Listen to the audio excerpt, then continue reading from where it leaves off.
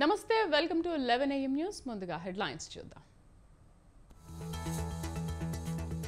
కాసేపట్లో రేవంత్ నివాసానికి బీఆర్ఎస్ నేతలు కాంగ్రెస్ లో చేరనున్న కడియం గద్వాల విజయలక్ష్మి.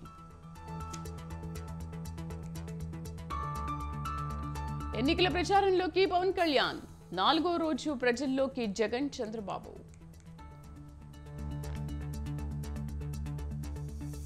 వరంగల్ ఎంపీ అభ్యర్థి కోసం బీఆర్ఎస్ కసరత్తు తెరపైకి పెద్ది సుదర్శన్ రెడ్డి సతీమణి.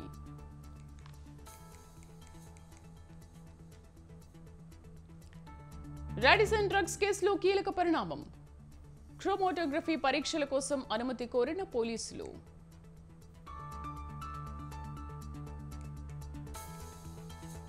ఇన్కమ్ ట్యాక్స్ నోటీసులపై కాంగ్రెస్ ఫైర్. నేడు దేశవ్యాప్త నిరసనలకు పిలుపు.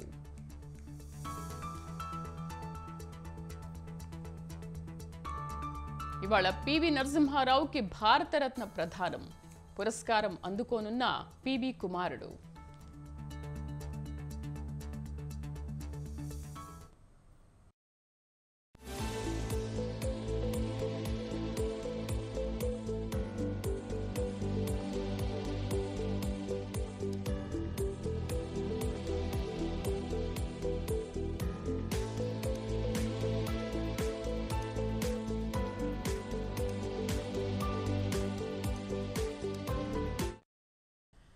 బ్రేకింగ్ న్యూస్ చూస్తున్నాం. బీఆర్ఎస్ వర్కింగ్ ప్రెసిడెంట్ కేటీఆర్ పై బంజారాహిల్స్ పోలీస్ స్టేషన్లో కేసు నమోదైంది. సీఎం రేవంత్ రెడ్డి 2,500 కోట్లు వసూలు చేసి కాంగ్రెస్ పెద్దలకు పంపారన్న కేటీఆర్ వ్యాఖ్యలపై కాంగ్రెస్ నేత బత్తిన శ్రీనివాసరావు ఫిర్యాదు చేశారు. ఐపీసీ 504, 505 సెక్షన్ల కింద కేసు నమోదు చేశారు బంజారాహిల్స్ పోలీసులు. పూర్తి సమాచారం కరెస్పాండెంట్ ఉషా అందిస్తారు. ఉషా, కేటీఆర్ పై నమోదైన క్రిమినల్ కేసు వివరాలేంటి అసలు?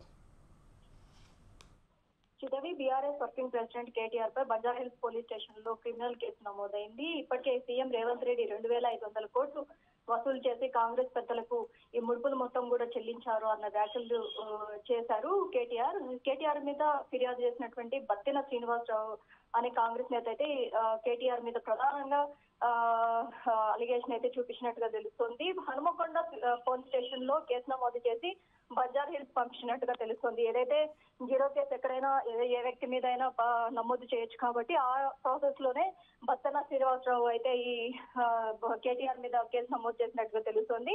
మొత్తం మీద ఐపీసీ 504, 505 సబ్-2 సెక్షన్ల కింద కేసు నమోదు చేశారు బంజారా హిల్స్ పోలీసులు. మరి కాసేపట్లో ఈ కేసుకి ఈ కంప్లైంట్ కి సంబంధించి కేటీఆర్ స్పందిస్తారా లేదా అనేది మాత్రం సర్వత్రా ఉత్కంఠగా అయితే ఉందనేసి తెలుస్తుంది. Sridevi. Right Usha, thank you.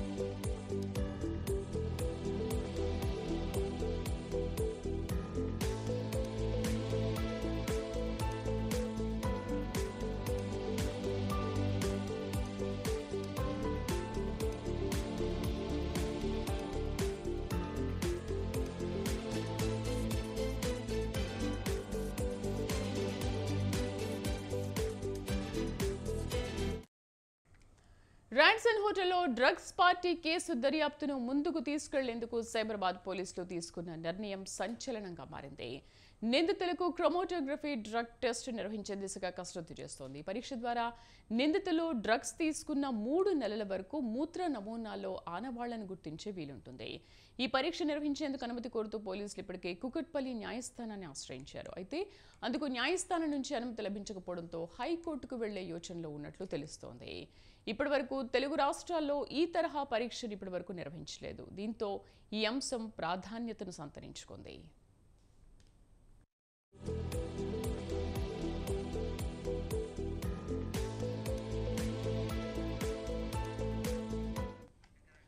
సాధారణంగా ఎవరైనా డ్రగ్స్ సేవించారో తెలుసుకునేందుకు డ్రగ్ టెస్ట్ కిట్ ద్వారా ప్రాథమిక పరీక్ష నిర్వహిస్తారు. అందులో అనుమానిత ఆనవాళ్లు కనిపిస్తే నిందితుల మూత్ర నమూనాలు సేకరించి ఫోరెన్సిక్ ల్యాబ్కు పంపించి నివేదిక తెప్పిస్తారు. ఈ నివేదికనే అధికారికంగా న్యాయస్థానానికి సమర్పిస్తారు. అయితే నిందితులు మాదక ద్రవ్యాలు సేవించిన 72 గంటల్లోపు మూత్ర నమూనాలను విశ్లేషించినప్పుడే ఫోరెన్సిక్ ల్యాబ్లో జరిపే పరీక్షలకు ఆనవాళ్లు చిక్కుతాయి.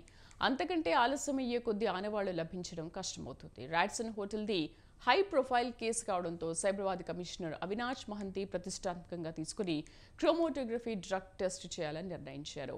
మా కరెస్పాండెంట్ పవన్ దీనికి సంబంధించి పూర్తి సమాచారం అందిస్తారు. పవన్, అసలు క్రోమోటోగ్రఫీ డ్రగ్ టెస్ట్ అనేది ఎంతవరకు సాధ్యమవుతుంది? అంటే గత నెల 24వ తేదీన ఫిబ్రవరి 24వ తేదీన రాడిసన్ హోటల్లో డ్రగ్స్ సంబంధించిన కేసు కూడా గచ్చిబౌలి పోలీసులు నమోదు చేశారు. అయితే అప్పటి నుంచి కూడా 14 మంది ఈ యొక్క కేసులో ఇన్వాల్వ్మెంట్ అయినట్టుగా పోలీసులు గుర్తించారు. అయితే అందులో ఒక ముగ్గురికి మాత్రమే డ్రగ్స్ పాజిటివ్ గా వచ్చింది. మిగతా వారికి ఎవరికి కూడా ఈ యొక్క పాజిటివ్ సంబంధించిన ఆనవాలు రాకపోవడంతో దీంతో పోలీసులు కుక్కట్పల్లి కోర్టును కూడా దీనికి సంబంధించి అంటే క్రోమోటోగ్రఫీ సంబంధించిన పరీక్షలు చేయడానికి కుక్కట్పల్లి కోర్టును అనుమతి నిరాకరించింది. దీంతో హైకోర్టును కూడా ఆశ్రయించే ఆలోచనలో దీనికి సంబంధించి పోలీసులు కూడా ఉన్నారు. అయితే ఇదంతా చూస్తుంటే చాలా మంది సెలబ్రిటీస్ విచారణకు చాలా లేట్ గా ఆలస్యంగా విచారణకు హాజరుపడడంతో వారి శరీరంలో ఉన్న యొక్క డ్రగ్స్ కి సంబంధించి కూడా పూర్తిగా ఆనవాళ్లు లేకుండా పోయాయి. కాబట్టి క్రోమోటోగ్రఫీ పరీక్షలు చేస్తే మాత్రము బాడీలో అంటే శరీర భాగాల్లో ఎక్కడ చిన్న ఆనవాళ్ళు ఉన్నా కూడా ఆ యొక్క పరీక్షల్లో తెలిసిపోతుంది. కాబట్టి ఆ పరీక్ష చేయాల్సిందిగా దీనికి సంబంధించి హైకోర్టు కూడా పోలీసులు కూడా ఆశ్రయించి ఉన్నారు. మొత్తానికి ఒక కీలక పరిణామం కూడా చోటు చేసుకుందని కూడా అనుకోవచ్చు. ఎందుకంటే ఈ కేసుకు సంబంధించి ఇంకా చాలా మంది సెలబ్రిటీస్ కూడా ఉన్నారు కాబట్టి వారికి టెస్ట్ చేస్తే ఈ యొక్క డ్రగ్స్ తీసుకున్నారా లేదా అనేది మాత్రం స్పష్టత వస్తుంది. కాబట్టి క్రోమోటోగ్రఫీ పరీక్షలు చేయాల్సిందిగా అయితే పోలీసులు ఆలోచన చేస్తారు.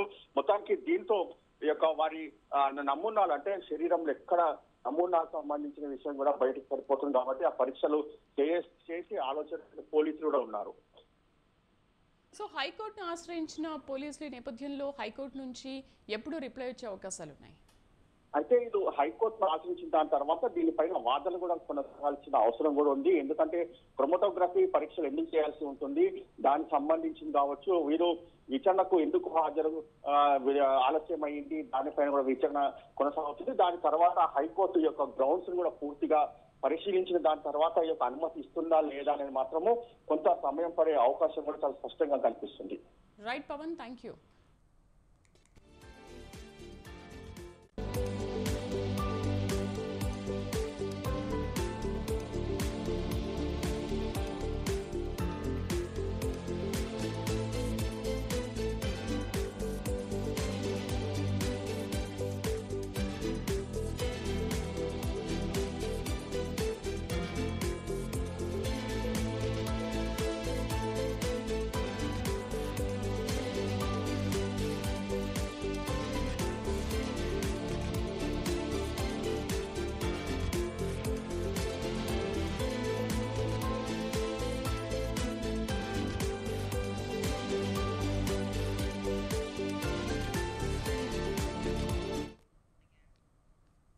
తెలంగాణలో కాంగ్రెస్ మంచి జోష్ మీదుంది. బీఆర్ఎస్ కి చెందిన కీలక నేతలు కొందరు ఇవాళ కాంగ్రెస్ లో చేరబోతున్నారు.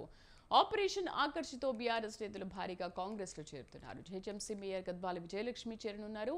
అలాగే స్టేషన్ ఘన్పూర్ ఎమ్మెల్యే కడియం శ్రీహరి, ఆయన కూతురు కడియం కావ్య, ఉమ్మడి ఆదిలాబాద్ జిల్లాకు చెందిన మాజీ ఎమ్మెల్సీ బీఆర్ఎస్ నేత పురాణం సతీష్ కాంగ్రెస్ పార్టీ కండువా కప్పుకోనున్నారు. సీఎం రేవంత్ రెడ్డి నివాసానికి ఎమ్మెల్యే కడియం శ్రీహరి, మేయర్ గద్వాల విజయలక్ష్మి, కడియం కావ్య, మాజీ ఎమ్మెల్సీ పురాణం సతీష్లు చేరుకున్నారు. రేవంత్ నివాసంలో పార్టీలో చేరనున్న నేతలందరికీ ఇన్ఛార్జ్ దీపాదాస్ మున్షి కండువా కప్పనున్నారు. వరంగల్ పార్లమెంట్ అభ్యర్థిగా కాంగ్రెస్ తరఫున బరిలో కడియం కావ్యను ప్రకటించే అవకాశం ఉంది.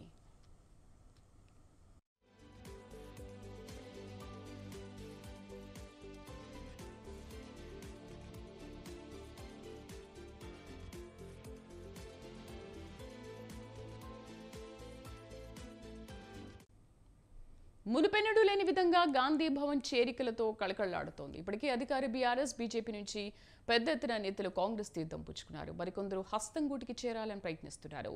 లోక్సభ ఎన్నికల సమయానికి కాంగ్రెస్ తెలంగాణలో మరింతగా బలపడుతుంది. ఒకవైపు కాంగ్రెస్ స్ట్రాంగ్ అవుతున్న క్రమంలో బీఆర్ఎస్ వీక్ అవుతూ వస్తోంది. దీంతో బీఆర్ఎస్ నేతలంతా తలో దారి చూసుకుంటున్నారు. కేకే, కడియం శ్రీహరి లాంటి కీలక నేతలు పార్టీని వీడడంతో వలసలు భారీగా పెరిగే అవకాశం ఉంది. కరెస్పాండెంట్ రాజు పూర్తి సమాచారం అందిస్తారు. రాజు, ఏంటి ప్రస్తుతం గాంధీ భవన్ వద్ద ఉన్న పరిస్థితి ఎలా ఉంది? పార్లమెంటు ఎన్నికల్లో అత్యధిక స్థానాలు కైవసం చేసుకోవాలనేటటువంటి వ్యూహంలో భాగంగానే కీలక నేతలను కూడా ఒకవైపు కేశవరావు కావచ్చు, కేకే రాజ్యసభ సభ్యులుగా ఉన్నారు. మరోవైపు స్టేషన్ గారంపూర్ ఎమ్మెల్యేగా ఉన్నటువంటి కడియం శ్రీహరి, అలాగే వరంగల్ పార్లమెంటు అభ్యర్థిగా బీఆర్ఎస్ అభ్యర్థిగా అనౌన్స్ చేసిన కడియం కావ్య కూడా నేను పోటీ చేయబోనంటూ కూడా ఆమె కేసీఆర్ కు రాజీనామా లేఖను పంపింది. ఈ నేపథ్యంలోనే వరుస చేరికల మీద కాంగ్రెస్ పార్టీ దృష్టి పెట్టింది. దీంతో పాటుగానే మరి కాసేపట్లో రేవంత్ రెడ్డి నివాసానికి స్టేషన్ గణపూర్ ఎమ్మెల్యే మాజీ మంత్రి కడియం శ్రీహరి వెళ్లనున్నారు. ఇవాళ మధ్యాహ్నం 11:30 మరి కాసేపట్లోనే గద్వాల విజయలక్ష్మి, జిహెచ్ఎంసీ మేయర్ గా ఉన్న గద్వాల విజయలక్ష్మి ఇవాళ రేవంత్ సమక్షంలో కాంగ్రెస్ పార్టీ కండువా కప్పుకోనున్నారు. ఇప్పటికే కేశవరావు పార్టీలో చేరిక దాదాపు ఖరారైనప్పటికీ మాత్రం చేరిక తేదీ మాత్రం ఇప్పటి వరకు ఖరారు కాలేదు. ఆయన కాంగ్రెస్ పార్టీలోకి రావడానికి ఇప్పటికే సుముఖంగా ఉన్నారు. బీఆర్ఎస్ కు నుంచి వీడుతున్నట్లు కేసీఆర్ తో కూడా ఆయన స్వయంగా చర్చలు జరిపి చెప్పడం అనేది జరిగింది. అనంతరం నిన్న ప్రెస్ మీట్ లో కూడా బీఆర్ఎస్ ని వీడి కాంగ్రెస్ పార్టీలోనే కొనసాగుతా ఆయన చివరి రోజుల్లో కూడా కాంగ్రెస్ పార్టీలో ఉండాలనేటటువంటి భావనలో భాగంగానే నేను కాంగ్రెస్ పార్టీలో చేరుతున్నా అనేటటువంటి మాటలు మాట్లాడడం అనేది జరిగింది. దాంతో పాటుగానే ఇతర కీలక నేతలను కూడా, అంటే గతంలో బీఆర్ఎస్ లో సిఎల్పి విలీనం చట్ట ప్రకారం లీగల్ గా ఏ విధంగా అయ్యిందో విలీనం 3/3 మెజార్టీతో విలీనం జరిగిందో అదే కోవలో కూడా కాంగ్రెస్ పార్టీ వ్యూహంగా ఏ ఒక్కరి మీద కూడా అనర్హత వేటు పడకుండా ఆచితూచి అడుగులు వేస్తుంది. అందులో భాగంగానే మరోసారి బీఆర్ఎస్ ఎల్పీని కాంగ్రెస్ పార్టీలో విలీనం చేసుకునేటటువంటి వ్యూహం రేవంత్ రెడ్డి అనుసరిస్తా ఉన్నారు. మరికొంతమంది నేతలు కూడా ఇప్పటికే టచ్ లో ఉన్నారంటూ కూడా కోమటిరెడ్డి లాంటి నేతలు, మంత్రి కోమటిరెడ్డి చెప్పడం జరిగింది. ఇప్పటికే అటు చేవేళ్ల ఎంపీ అభ్యర్థిగా ఉన్న రంజిత్ రెడ్డి, అలాగే మల్కజ్గిరి ఎంపీ అభ్యర్థిగా ఉన్నటువంటి సునీత మహేందర్ రెడ్డి పార్టీలో చేరారు. ఇప్పటికే సికింద్రాబాద్ పార్లమెంటు నియోజకవర్గ అభ్యర్థిగా దానం నాగేందర్ ఖైరతాబాద్. ఇంత కీలకమైన నేతలు పార్టీల నుండి బయటకు రావడంతో అసలు బీఆర్ఎస్ పరిస్థితి నేపథ్యంలో ఇంకా వలసలు ఏమైనా పెరిగే అవకాశం కనిపిస్తుందా? డెఫినెట్ గా బీఆర్ఎస్ పూర్తి స్థాయిలో ఖాళీ చేశామనేటటువంటి వ్యాఖ్యలు సీఎం రేవంత్ రెడ్డి చేశారు. కేసీఆర్ కుటుంబంలో 4 తప్ప మిగతా నేతలందరూ మాతో టచ్ లో ఉన్నారు. వారందరూ కూడా ఇప్పటికే ఒక గేటు తెరిచాం, పూర్తి స్థాయిలో పార్లమెంటు ఎన్నికలకు ముందే పూర్తి స్థాయిలో అన్ని గేట్లు తెరుస్తాం, పార్టీ రేవంత్ రెడ్డి ప్రభుత్వాన్ని కూర్చుతామన్నటువంటి కీలక నేత అయినటువంటి కడియం శ్రీహరి లాంటి నేతలు కూడా కాంగ్రెస్ పార్టీలో చేరుతున్నారంటేనే మనకు స్పష్టంగా అర్థమవుతా ఉంది. ఎందుకంటే ఆయన సుదీర్ఘంగా టీడీపీలో కొనసాగారు, అనంతరం కేసీఆర్ తో కూడా సుదీర్ఘంగా కొనసాగారు. ఆయన మంత్రివర్గంలో కూడా చోటు దక్కింది. ఇటువంటి నేతలు కూడా ఈ పార్టీ కష్టకాలంలో ఉన్న సమయంలో ప్రభుత్వం వచ్చిన సందర్భంలో కొద్ది రోజుల్లోనే ప్రభుత్వం కూలిపోతుందా అనేటటువంటి వ్యాఖ్యలు చేసినటువంటి నేత కడియం శ్రీహరి లాంటి నేతలు, అలాగే దానం నాగేందర్ ఇలాంటి నేతలు కూడా పార్టీలో చేరడానికి సుముఖత వ్యక్తం చేశారు. ఇప్పటికే దానం నాగేందర్ కు సికింద్రాబాద్ టికెట్ కట్టబెట్టింది. మరోవైపు పార్లమెంటు నియోజకవర్గానికి, వరంగల్ పార్లమెంట్ నియోజకవర్గానికి కడియం శ్రీహరిని నిలబెడితే మరింత బలం చేకూరుతుంది అనేటటువంటి భావనలో కాంగ్రెస్ పార్టీ ఉంది. అయితే కడియం శ్రీహరి మాత్రం తన కూతురు రాజకీయ భవిష్యత్ కోసమే పార్టీ మారినట్లయితే మనకు తెలుస్తా ఉంది. కడియం కావ్యకే పార్లమెంటు టికెట్ ఇవ్వాలి అనేటటువంటి కోరుతున్నారు కడియం శ్రీహరి. అయితే ఇతర కీలక నేతలు కూడా తమతో టచ్ లో ఉన్నారు, రానున్న రోజుల్లో కూడా పార్టీలో చేరబోతున్నారు అనేటటువంటి సంకేతాలు అయితే బలంగా కాంగ్రెస్ పార్టీ ఇస్తా ఉంది. మరోవైపు ఇవాళ మాజీ ఎమ్మెల్సీ కూడా కాంగ్రెస్ పార్టీలో కొద్దిసేపటి క్రితమే జాయిన్ అయ్యారు, పురాణం సతీష్. ఇలాంటి నేతలు కూడా పార్టీని వీడి వస్తున్నారు. అయితే ఈ సమయంలో బీఆర్ఎస్ ఏ విధంగా వ్యవహరిస్తుంది, కేసీఆర్ కూడా రేపటి నుంచి అటు పంట నష్ట ఏవైతే పంట దెబ్బతిన్నాయో నీరు లేకుండా ఆ ఎండిన పంటలను చూసేందుకు కూడా నల్గొండ అలాగే సూర్యాపేట జనగామ జిల్లాల్లో కూడా పర్యటించనున్నారు. పూర్తి స్థాయిలో అటు హరీష్ రావుకు కేటీఆర్ కు మొన్న సీఎం నివాసం వద్ద పరిస్థితి ఎలా ఉంది రాజు? ఇప్పటికే నేతలు చేరుకుంటా ఉన్నారు. కడియం శ్రీహరి తో పాటు కూడా గద్వాల విజయలక్ష్మి కూడా సీఎం నివాసానికి చేరుకుంటున్నారు. మరి కాసేపట్లోనే దీపదాస్ మున్షితో పాటుగా మున్షి సమక్షంలో సీఎం రేవంత్ రెడ్డి నివాసంలో కొద్దిసేపట్లో గద్వాల విజయలక్ష్మి చేరబోతా ఉన్నారు. అయితే కడియం శ్రీహరి ఇప్పటికే మరోసారి ఇప్పటికే దీపదాస్ మున్షి ఆయనతో భేటీ అయ్యారు. దానికి ముందే సీఎం రేవంత్ రెడ్డి కడియం శ్రీహరితో ఫోన్ లో మాట్లాడారు. దాదాపు ఖరారు అయిపోయింది. కాకపోతే మరోసారి రేవంత్ రెడ్డితో భేటీ కానున్నారు. అనంతరం కూడా నియోజకవర్గంలో ఉన్నటువంటి స్టేషన్ గారంపూర్ నియోజకవర్గంలో ఉన్నటువంటి ఆయన క్యాడర్ తో చర్చించిన అనంతరం నిర్ణయం తీసుకుంటాను. అయితే చేరిక మాత్రం ఎప్పుడు ఉంటుంది, ఎవరి సమక్షంలో అనేది కూడా తెలియాల్సి ఉంది. అయితే దాదాపుగా ఏప్రిల్ మొదటి వారం 6వ తేదీన ఉన్నటువంటి జనజాతర తుకుగూడ సభ ఏదైతే ఉందో ఆ బహిరంగ సభలో చేరుతారనేటటువంటి ప్రచారం అయితే జరుగుతా ఉంది. అయితే దానికి ముందే ఢిల్లీలో పార్టీలో అటు కేశవరావు, కడియం శ్రీహరి లాంటి నేతలు కూడా ఢిల్లీ అగ్రనేతల సమక్షంలో చేరుతారా లేదంటే తెలంగాణలోనే తుకుగూడ సభ వేదికగా చేరుతారా అనే దాని మీద కొంత స్పష్టత రావాల్సి అయితే ఉంది. శ్రీదేవి, మేయర్ గద్వాల విజయలక్ష్మి కూడా మరి కాసేపట్లో సీఎం నివాసానికి చేరుకున్నట్టుగా తెలుస్తోంది. అలాగే పురాణం సతీష్ కూడా అంటే జాయిన్ అవుతాను అన్నాడు, కానీ ఇంత ఫాస్ట్ గా జాయిన్ అవుతారనే విషయం అసలు ఎవరికి తెలియదు కదా. సో ప్రెసెంట్ జాయిన్ అయిపోయారు ఆయన. ఇప్పటికే పురాణం సతీష్ కండువా కప్పారు. మరి కాసేపట్లోనే గద్వాల విజయలక్ష్మి మేయర్ గా ఉన్నటువంటి గద్వాల విజయలక్ష్మి 11:30 రేవంత్ రెడ్డి సమక్షంలో జాయిన్ కానున్నారు. ఇవాళ వాస్తవానికి ఇవాళ సాయంత్రం 6:30 సమయం ఖరారైంది. అయినప్పటికీ సీఎం రేవంత్ రెడ్డి ఇతర పర్యటన ఉన్న నేపథ్యంలో కొంత రీపోన్ చేయడం అనేది జరిగింది. మరి కాసేపట్లోనే ఇప్పటికే మేయర్ విజయలక్ష్మి కూడా సీఎం నివాసానికి చేరుకున్నారు. అక్కడ ఇతర క్యాడర్ కూడా విజయలక్ష్మితో వచ్చేటటువంటి దాదాపు 10 మంది కార్పొరేటర్లు కూడా సీఎం రేవంత్ రెడ్డి సమక్షంలో చేరనున్నట్లయితే మనకు తెలుస్తా ఉంది. పూర్తి స్థాయిలో ఒక కోలాహల వాతావరణం అయితే కనిపిస్తా ఉంది. ముఖ్యంగా మరి కాసేపట్లోనే విజయలక్ష్మి చేరనున్నారు. అయితే ఇప్పటికే కేశవరావుకు మరో 2 ఏళ్ల పాటు రాజ్యసభ పదవి కాలం ఉంది. అయితే ఆయన పదవికి రాజీనామా చేస్తారా ఏంటి అనేది కూడా కొంత స్పష్టత అయితే రావాల్సి ఉంది. అయితే రాజీనామా చేయడం దాదాపు పక్కా చేస్తానని నిన్న చెప్పినప్పటికీ మరోసారి కాంగ్రెస్ పార్టీ రాజ్యసభ ఇస్తే తీసుకోవడానికి కూడా నేను సుముఖంగా ఉన్నాను అనేటటువంటి వ్యాఖ్యలు అయితే ఆయన చేయడం జరిగింది.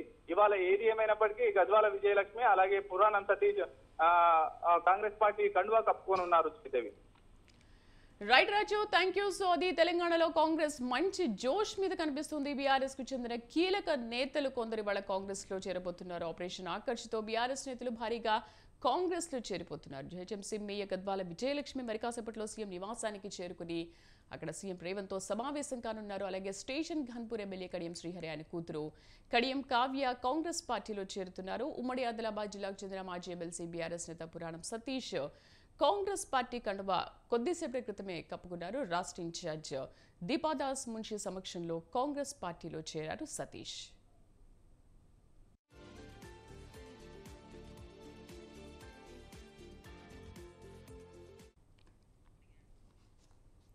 ఇవి బులెటిన్ విశేషాలు. నమస్తే.